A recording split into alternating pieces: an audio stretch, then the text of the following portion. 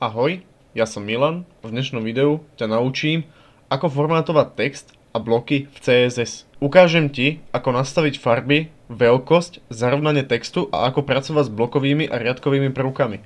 Poďme na to. CSS nám umožňuje upravovať zľad textu rôznymi spôsobmi. Napríklad farba textu, color, veľkosť písma, font size, typ písma, font family, tučnosť textu, font weight, štýl písma, font style, alebo ako posledné dekorácia textu alebo text decoration.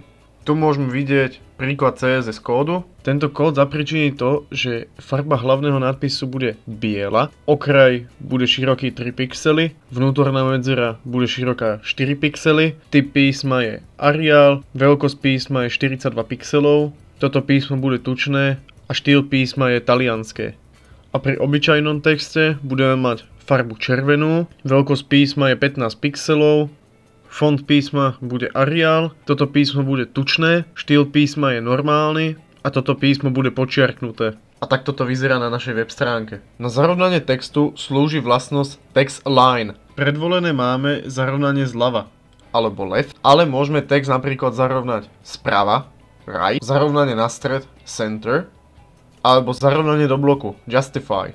Tu máte príklad kódu a takto vyzerá na našej web stránke.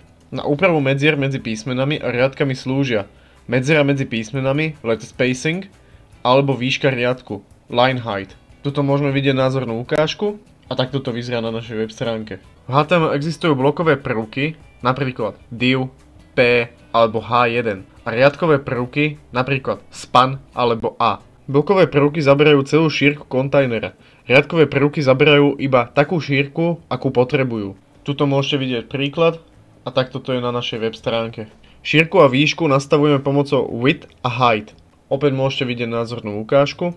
Taktiež môžeme nastaviť vnútornú medzeru medzi obsahom a okrajom prvku pomocou tagu padding. Takto to vyzerá na našej web stránke. Alebo vonkajšiu medzeru medzi prvkom a inými prvkami pomocou tagu margin.